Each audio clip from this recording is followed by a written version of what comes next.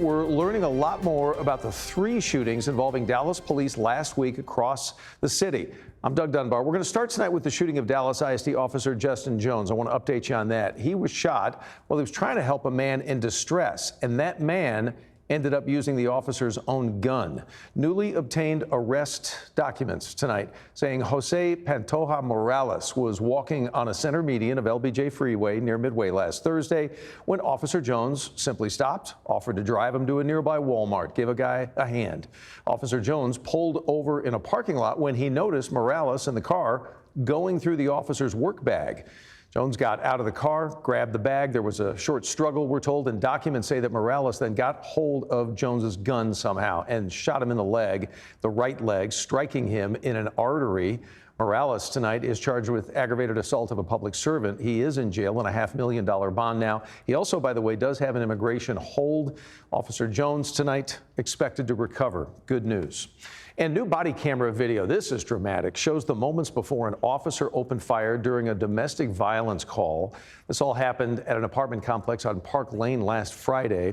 Police telling us Isidoro Melo Munoz was stabbing and assaulting his girlfriend. Officer involved here fired 1 shot after Munoz didn't listen to his commands. Munoz then ran away, but police later found and arrested him, but not until the weekend.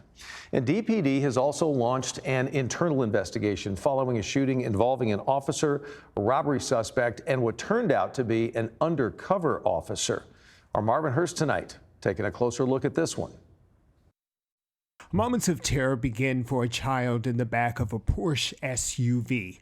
Dallas police say a 9-year-old girl runs inside of a beauty store after a man threatened her with a weapon. Investigators say she alerts her mother, who runs out to the vehicle. It's after 9 a.m. on August 6th in the 3500 block of Sunnyvale Street in South Dallas. The man looks like he's gone, but he's not done. So there's a portion of the video where the alleged victim was able to chase the suspect away over to what police say is a stolen vehicle. He then comes back from the truck over to her Porsche. Now, things look pretty casual when you look at their surveillance video. Look, I'm going to show it to you. Look at it. It looks really casual at this point.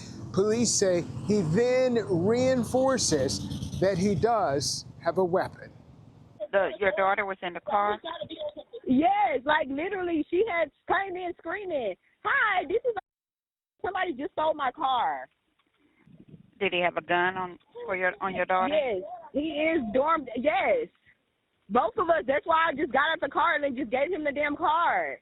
Using real-time tracking, police say they kept up with Renard McFadden, who they cornered in North Dallas in the 5800 block of Williamstown Road. An officer opens fire. The 39-year-old suspect dies on the ground. But that's real time that's happening right there at a second, and split decisions have to be made. And sometimes in stressful situations, you react differently. Trying to be helpful at the scene, an undercover officer who looks like he's in the line of fire may be dodging 4 gunshots until his fellow officer recognizes him as police. And unfortunately, we are human.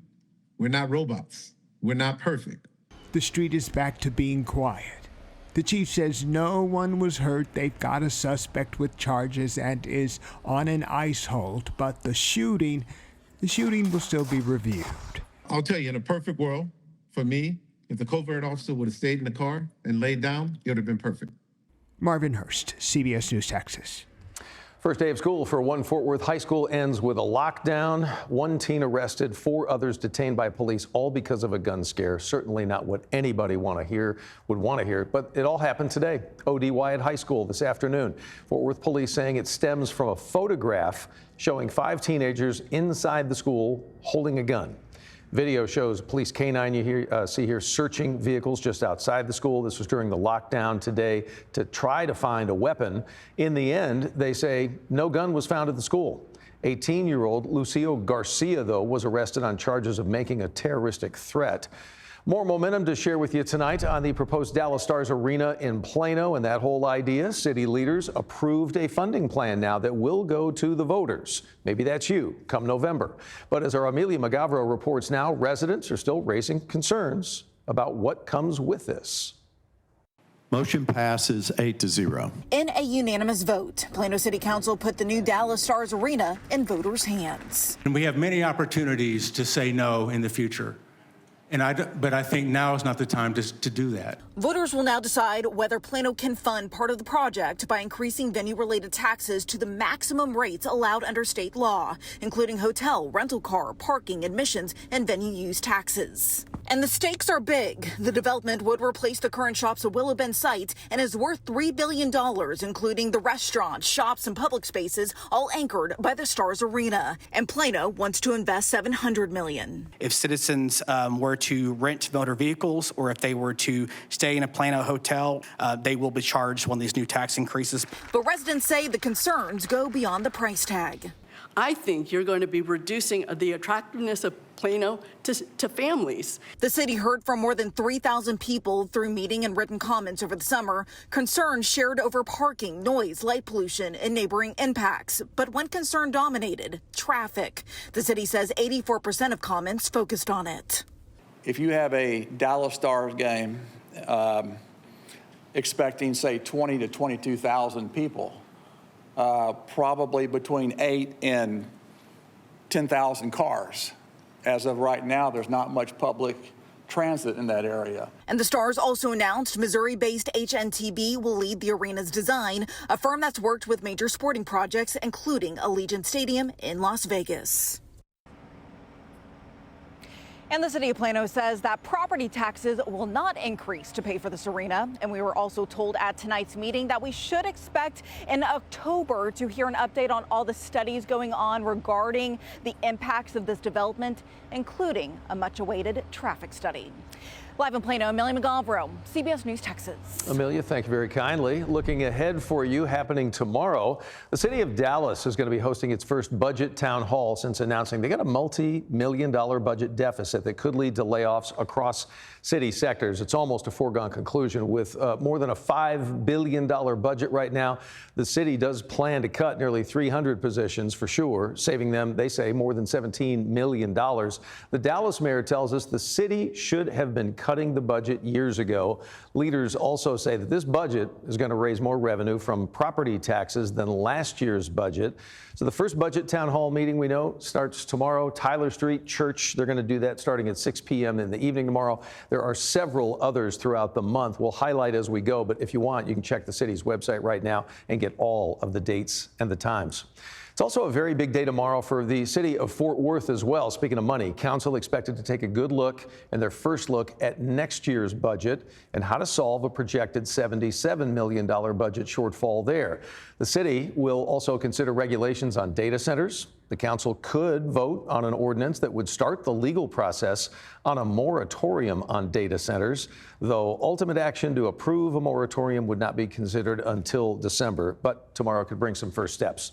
And the self-imposed system outage you may have heard about at JPS Health is now entering its second week. That public hospital, our level 1 in Fort Worth, took its network offline after they say they found suspicious activity in the system a week ago. The hospital is open, but because of the outage, patients are telling us that everything is taking much longer since staff are now recording information as they have to, using pen and paper for now. Some people have told us they can't even get prescriptions, while others say the hospital is turning them away from scheduled appointments. That I was on the list for today, but I'm canceled because of the outage. The very first time I'm hearing it, and I drove all the way here from Burleson, so this could be an emergency and I may have to have surgery or something, and to me, they could care less. Outage is also causing first responders in some cases to divert certain patients to other hospitals. Fort Worth Fire tells us that includes patients of trauma, stroke, and also some very serious cardiac events. President Trump made some changes today to childhood vaccination recommendations, and during his remarks, he mentioned autism had a role in the guidance that he considered. The president signed an executive order decreasing the number of recommended core immunizations for children, covering 18 diseases initially, now down to 11. This order suggests that children should be vaccinated in separate visits and also calls for splitting the combined measles, mumps, rubella vaccine, commonly known as MMR, into 3 single-dose shots, which is currently not available in the United States. This updated recommendation finally aligns the United States with other advanced and developed nations around the world. More importantly, it aligns us with common sense and knowledge. As of right now, this does not change the vaccination recommendations out of the CDC. Your pediatrician is still working from the same schedule as yesterday. And if you're unsure, ask your pediatrician which shots your child is due for and why. The American Academy of Pediatrics stresses there is no evidence that vaccines cause autism. There is robust science proving their safety and effectiveness and necessity, they say, in combating preventable illnesses. The company linked to this summer's big lettuce-related parasite outbreak is now recalling products containing jalapenos. Taylor Farms says the products could be contaminated with salmonella. The company says the jalapenos come from another supplier, and they were distributed through them to major grocery chains, including Whole Foods, Walmart, Kroger as well, in at least 26 states. You do want to look for the best if used by dates. Any date up to August 16th would be included in this, so keep that in mind.